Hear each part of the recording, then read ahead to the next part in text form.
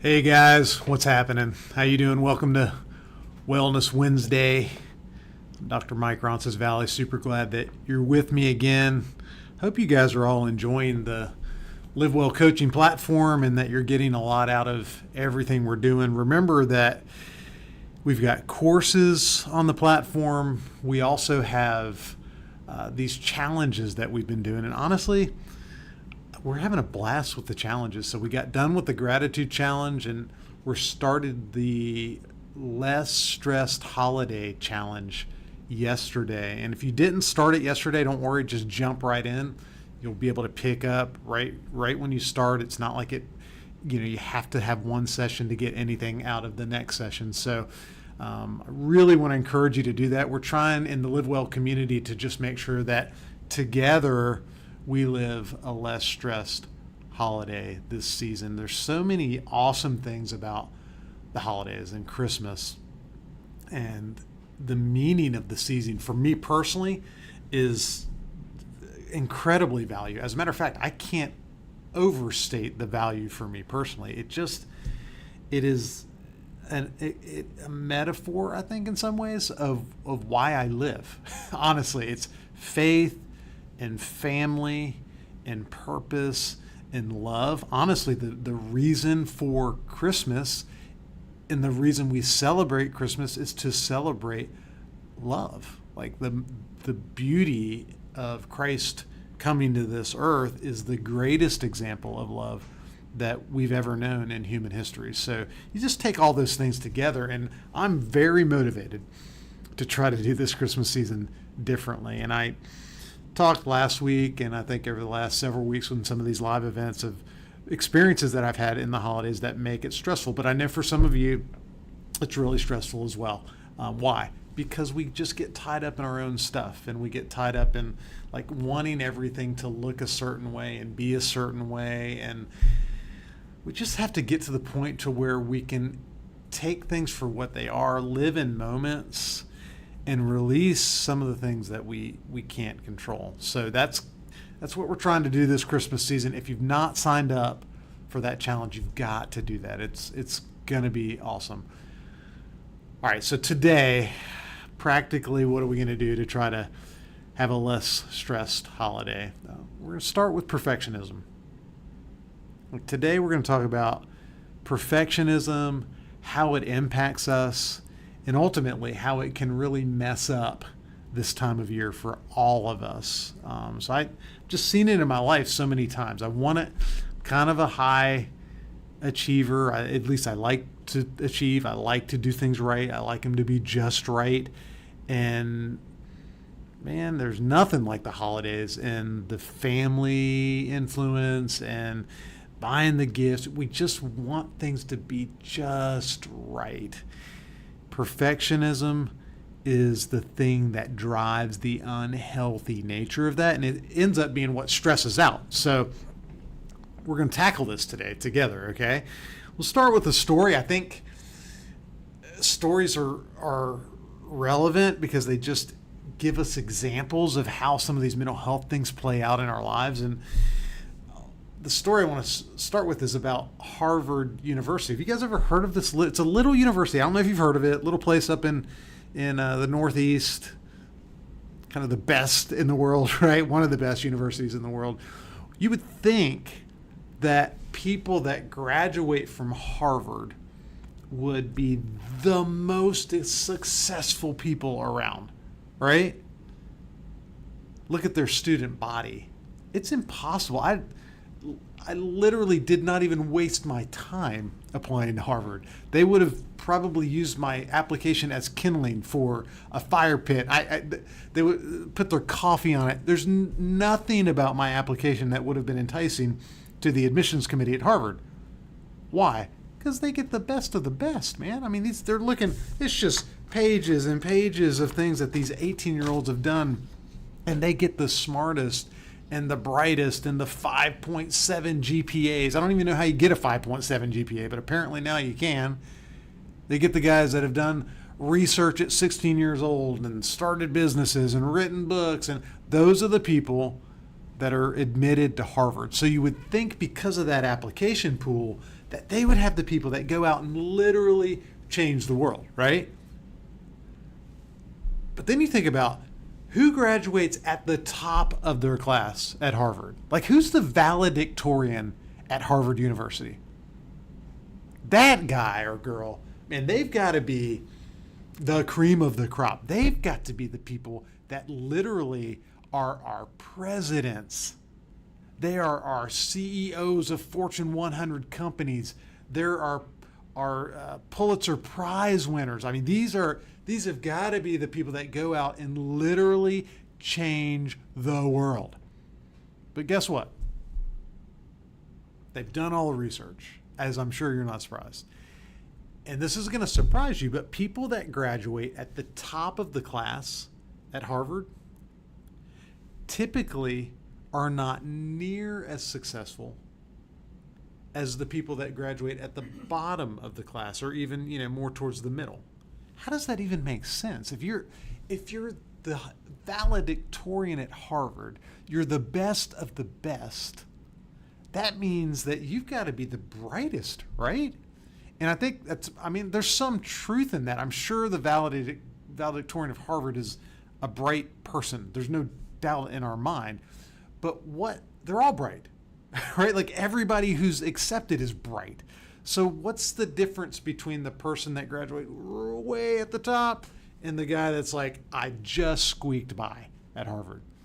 Well, the common wisdom is the people that graduate at the top of the class in Harvard, they're perfectionists.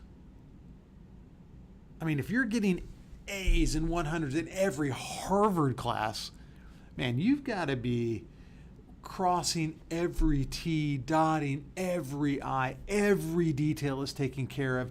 There's nothing undone. Every paper you turn in is perfect. Every test you study for, you study completely and wholly. Like, those are the guys that are the valedictorians, right?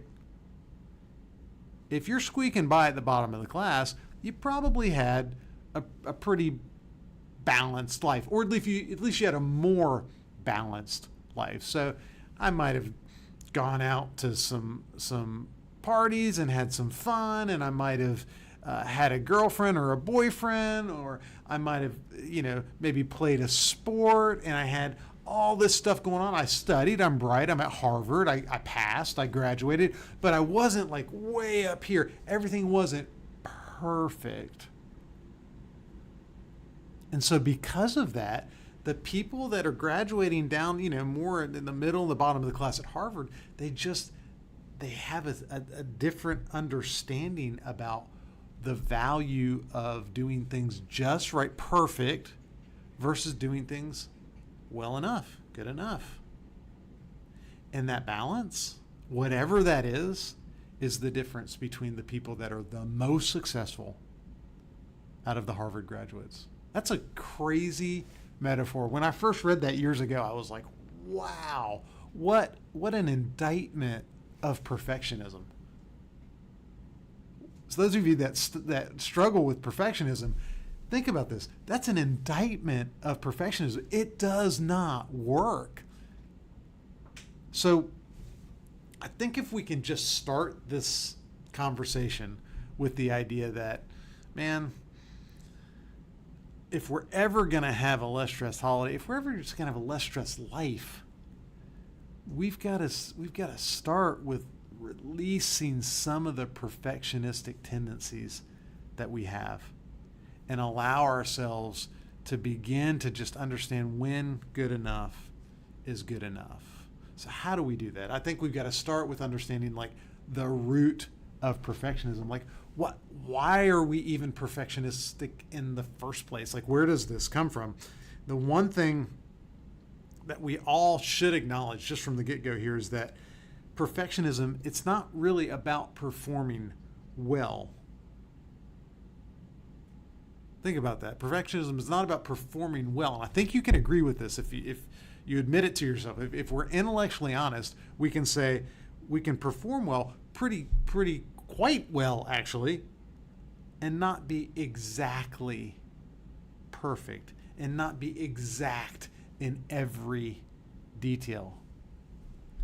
And we can perform well and not have incredibly high standards for ourselves and for the people around us. And if you're headed into the holidays here, trust me, your perfectionism is not only going to drive you crazy, it's going to drive the people around you crazy, right? Because you have high expectations for you and for others, especially the people that you love. So our case study of the valedictorian at Harvard proves this in no uncertain terms.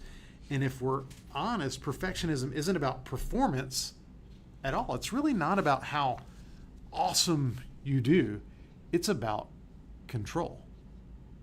That is what perfectionism is. It's about attempting to exert control over lots of situations, relationships, and environments that we actually have very little control over. And so we live in this broken world. I talk about this all the time. Things are not the way they're supposed to be down here. And our perfectionism drives us to irrationally attempt to control the outcomes in a world that ultimately is by definition uncontrollable. And although this attempt to control life is at best subtle, in its most extreme forms, in its most unconscious forms, it is designed to essentially create safety and to give us some sense of being able to control the things in our world that ultimately feel unsafe. Does that make sense?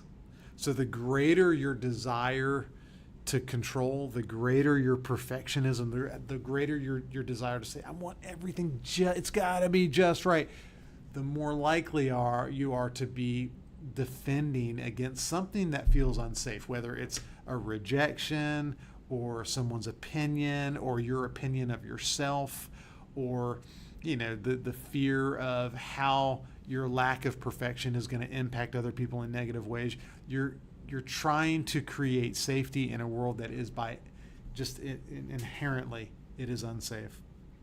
And the only answer to the unrealistic need to control perfectionism is to pursue surrender. Isn't that weird? So the only way to really kind of get through here and to break through is to release perfectionism and pursue surrender. And true surrender has to be to just good enough rather than just right. So the perfectionism they want it just right. But what we need to strive for is good enough. And that's a huge gap sometimes between good enough and just right.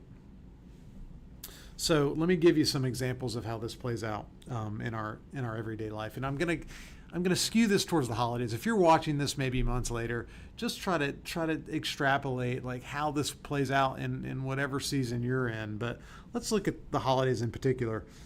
So I'm just gonna tell you, my wife is awesome, right? Married way above my head. Crystal, if you're watching this, baby, I love you.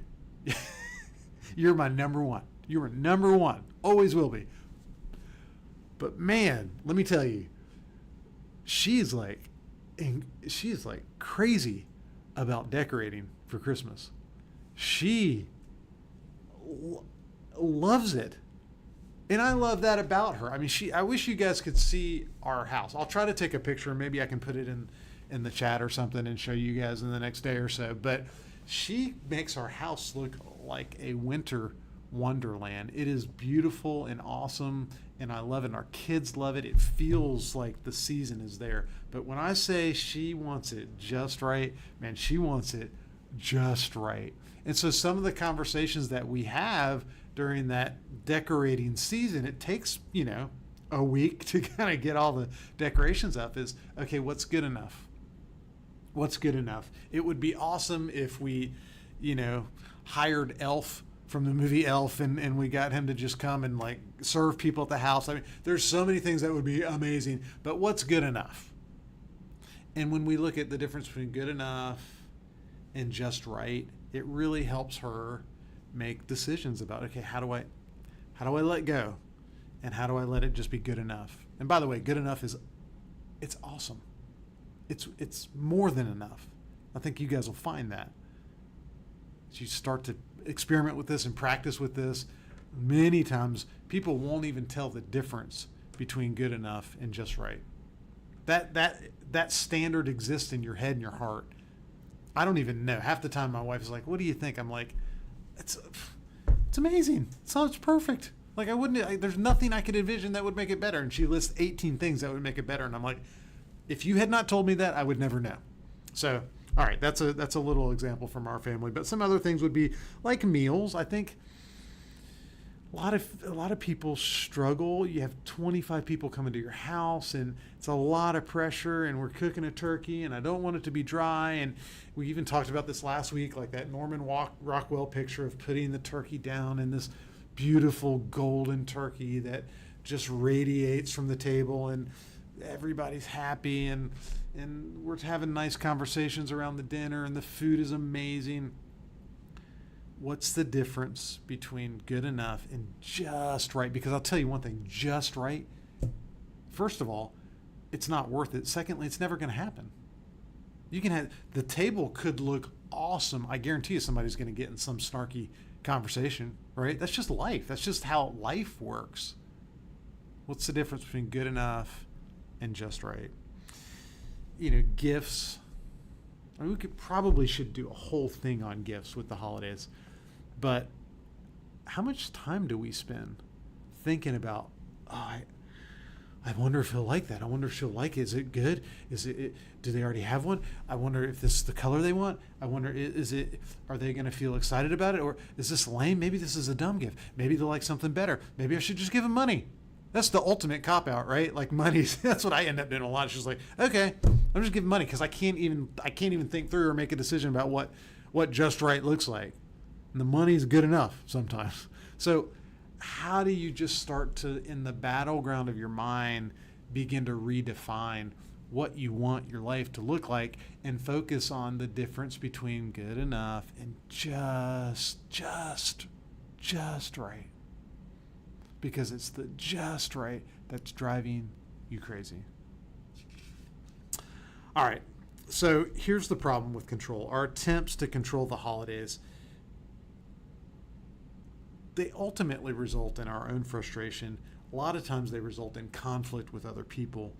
And you just need to think about how the desire to control the outcomes and the desire for things to be just right messes up your relationships in particular. And so I'm going to challenge you with that. You ever had somebody try to help you? And them helping you actually makes it worse? I know I'm not talking to anybody listening today, right? This could never happen to you. Of course it happens. If you're a perfectionist, man, people trying to help you sometimes can be the worst thing in the world because they come in with all their imperfection and they don't have the picture in their head about how it's supposed to look and they don't know how to execute. And you don't want to be mean to them and you don't want to say anything and you don't want to be a bossy and you don't want to instruct them, but then you're driving them crazy and they're driving you crazy and you end up bickering and you say something you shouldn't have said. Guys, we have people in our life that are trying to help. Put people before projects. Let good enough be good enough. Don't impose your rigid standard of just right on other people. If they want to help, man, don't let that devolve into an argument. Now, here's the flip side of that. Sometimes that plays out. And maybe someone wants to help you. Maybe it's just our expectations of how people are going to treat us around the holidays. That you shouldn't talk about politics at the holidays. You shouldn't come wearing that kind of dress. Or you know that we don't talk about that family secret. And why are you always critical? And can't you just for once not talk about that? And can't you just be kind? And we have all these expectations because it's the holidays and it's the happiest time of year and it's awesome and it's supposed to be great. And then when people disappoint us, sometimes the worst thing is we don't say anything. And we're not bickering with them, and we're not yelling, and we're not screaming, but what are we doing? We're just stuffing resentment. And that's how the families mess you up, man.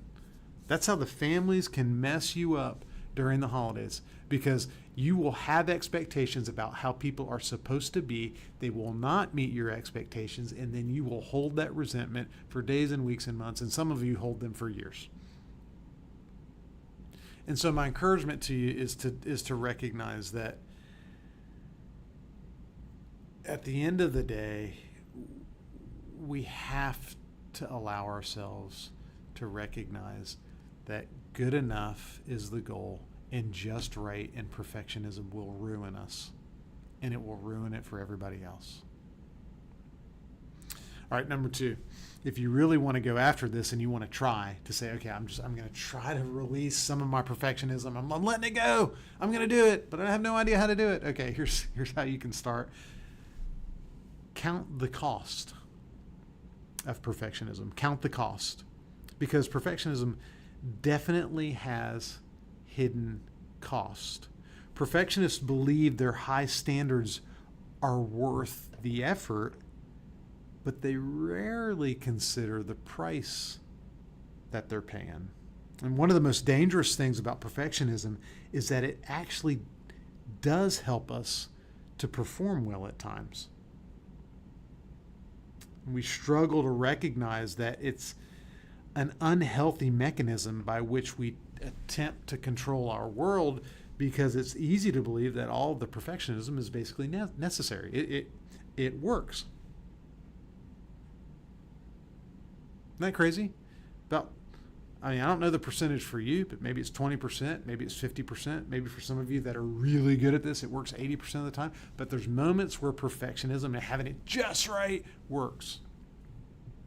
And we rehearse statements like this. Just look at how awesome that dinner was. And this goes on in your head, right? I know you're not saying that to anybody. Maybe your spouse. You might do that to your spouse. That sounds like something I'd say to Crystal. But for the most part, we don't verbalize these things. But in our head, that little tape recorder in your head, man, you're going all in with that. Look at how awesome that was. Everybody loved it. They had a great time. Did you see the look on her face when she opened the present I couldn't afford? It was awesome. It was perfect. And basically, this extends to every aspect of our life. I mean, think about how this plays out with work. Like, I'm working really hard. I worked 80 hours, but my boss gave me the attaboy.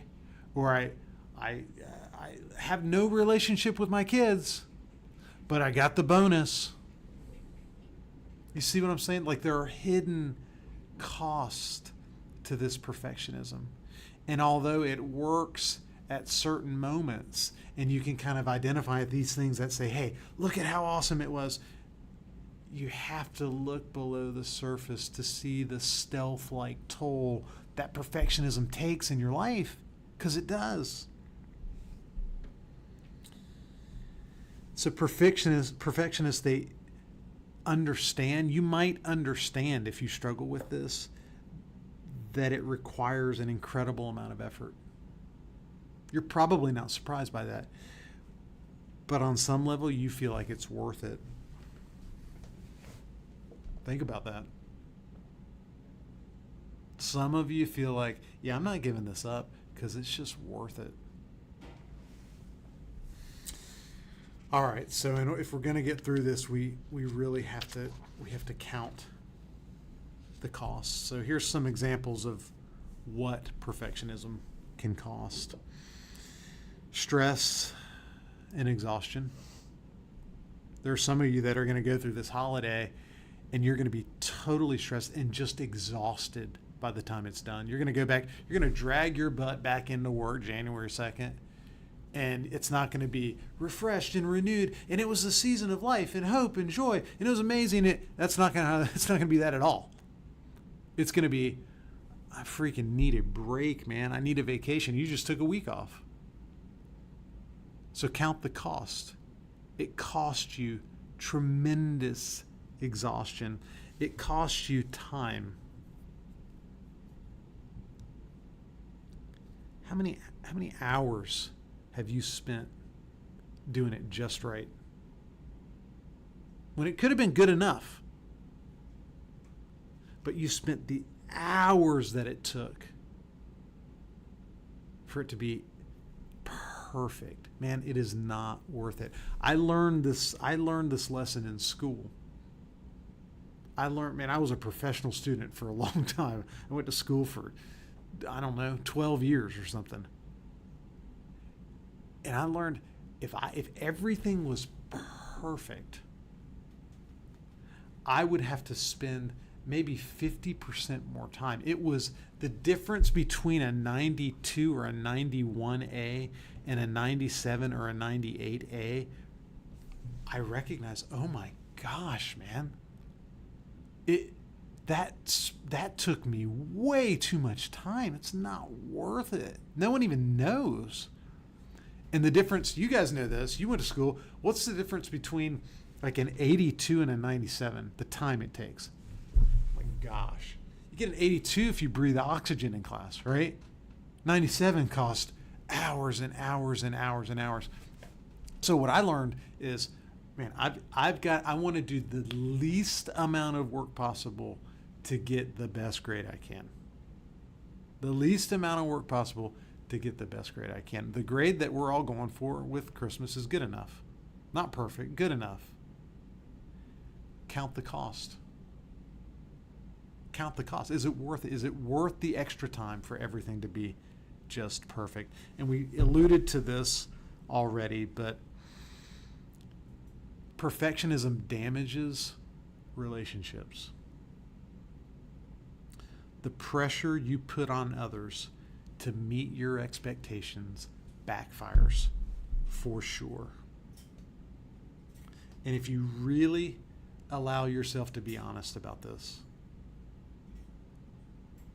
you can probably identify very specific people in your life that pay the bill for your desire to have it just right. I know this is hard. It's not fun to think about, especially the relationship one, because your heart's in the right place. If you want it perfect, and you want, especially the holidays, it's so altruistic. I get it. You're not even doing that for yourself. You're doing it for the kids. You're doing it for your spouse, for your family. Everybody's depending on you. I get it. I understand. But at the end of the day, you're damaging people. You're damaging your relationship with them. Because you're not putting people before projects. You're putting projects before people, and they see that. And they know that. And on some level, that wounds them. There are people that are watching right now. You really need a wake-up call in your marriage. Because when we get married, it's shoulder to shoulder, right? It's us against the world. That's the way it's supposed to be. It's a divine covenant between our spouse and God. So, man, like, I'm with you and you're with me. But one of the things that happens is that instead of it being an other, like, okay, I'm going to really try hard for you. And what happens when you get married is that person, like, we're one flesh. Now we're together against the world. So you should feel the same way I feel about my standards and about perfection and about what's good in it. And if you don't, man, I'm going to I will zing you. You're wired differently. You're ADHD. You're, kind of a fly by the seat of your pants person. You don't really care about things being I couldn't care less about how you're wired. I need you to be like me. And you've got to care about this with the same intensity and the same level of investment and the same sort of heart as I do. And guys, it's damaging to your relationships. Count the cost of your perfectionism. All right. What's the other thing we can do if we want to begin to really crush the power of perfectionism? we can practice failure. You can practice failure. People hate this when I talk about this. Trust me, I do this all the time in the clinical office. I'm working with clients and they're dealing with perfectionism, and I'm like, oh, well, I know the easiest example here, that I know the answer. Here's what we got to do.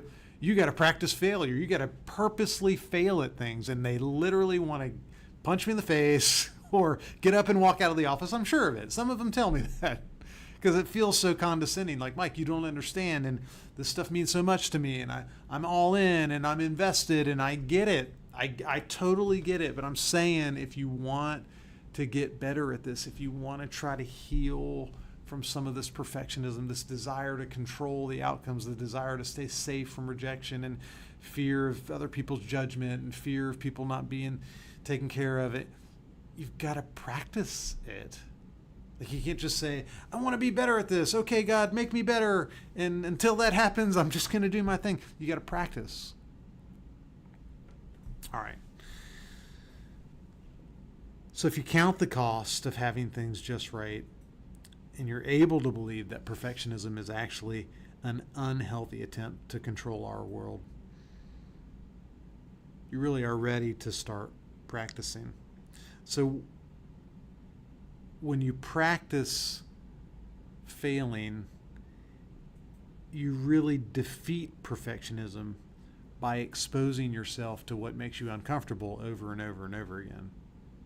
Does that make sense?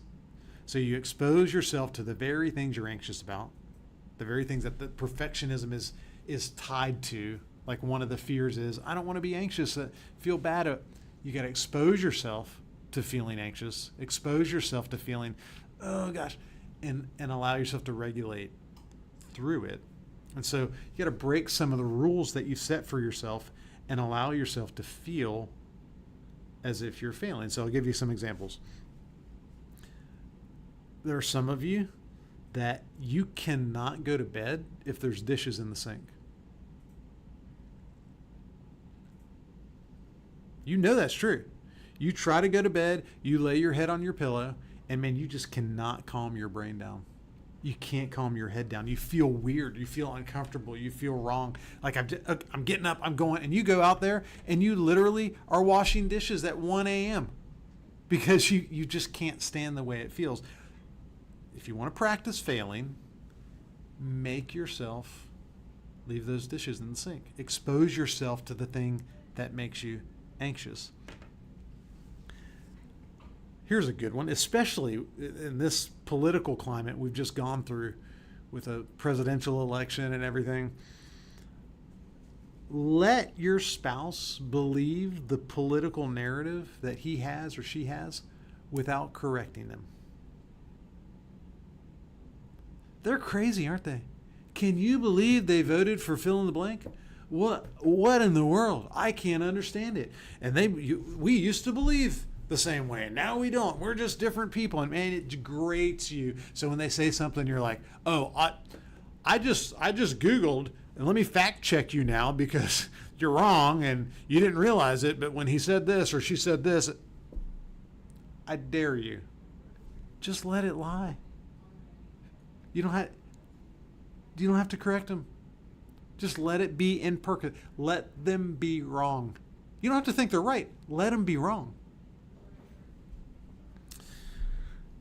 All right, here's another one. Practice failing. Go to the mall, go to a restaurant, and literally just go in gym clothes. Like, I mean, the rattiest stuff you've got in your house. Put it on and just go walk around the mall. Do it with your spouse. Do it with your kids will love it, actually, probably. Go with your best friend and say, let's just have some fun with it. What would it feel like? Some of you, like, every time you walk out, it's like perfect. Everything is like to the nines, and that's awesome. I'm not trying to speak against that. I'm just saying, if you want to practice failing, see what it's like. See what it's like to feel the anxiety of people are looking at me and I don't look my best and I feel weird, because that moment, you're getting yourself used to feeling the anxiety. You're exposing yourself to the feared stimuli. It's a very behavioral principle. And the more you expose yourself, the less power the anxiety has. If you're a student, turn your paper in without proofreading it 1,000 times.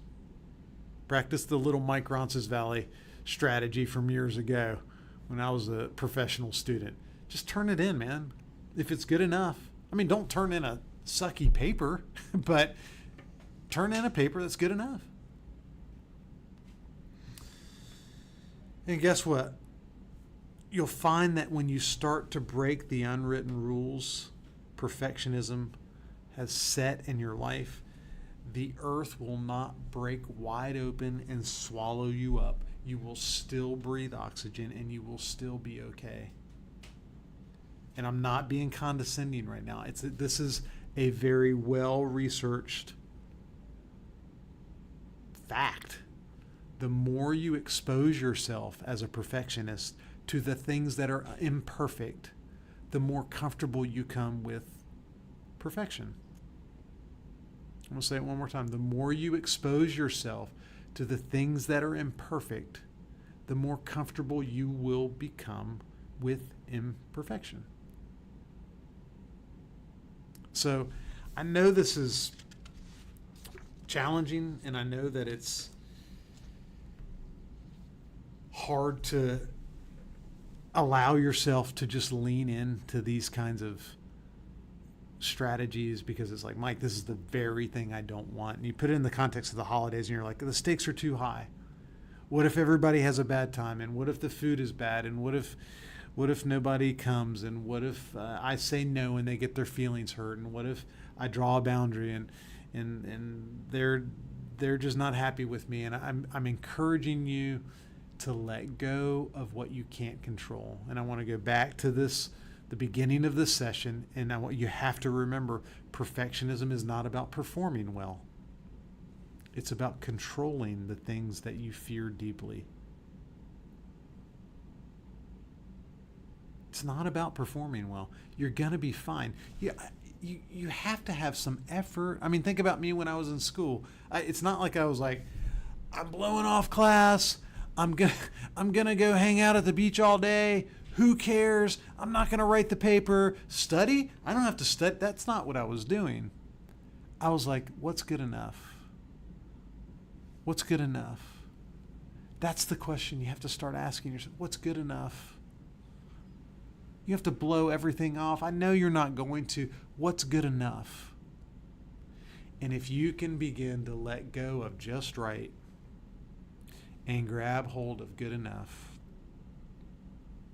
I'm telling you guys, you're going to be shocked at how much that helps you. You're going to be shocked at how much more peaceful you feel during this holiday. It's going to make your life better, and it's going to make your relationships better. And my hope is, as you employ this strategy and you go through the pieces that we went through today, and you practice and you count the cost and you let go of your fears and you do all the things, that the end result is that you experience love in a way that you never have before this Christmas season, and that you can give people love and express love to them in a way that you never had before in a Christmas season. And that's really why we're doing this, right? And what if January 1st or 2nd, you can drag yourself in to work and sit down at your desk and be like, 2025 is here. And I'm not exhausted, and I'm not stressed, and I'm not just like absolutely wanting to go back on vacation. I'm energized and I'm ready because I've spent time with people that I've loved, and we had a great time, and I was able to love people and they were able to love me, and it just felt different. You have that chance. We have that chance. If we're willing to let go of just right and grab hold of good enough. All right, guys. Look, you got this. You can do this. I know we can together. If you got something out of this, I really want to encourage you to go to the Live Well community and just click on the Wellness Wednesday, or just do the feed. There's one just common feed in that community where everybody sees it. Just leave a comment and tell people what you got out of this session. Tell people how you're going to let go of perfectionism. And I think that as we do that more and more on the platform, it's going to encourage each other. We're going to be able to interact, and we're all going to get even more out of these live events. So thank you so much for watching today. I'm just really looking forward to being with you next Wednesday, and I hope that as you go forward today, you do everything you can to let go of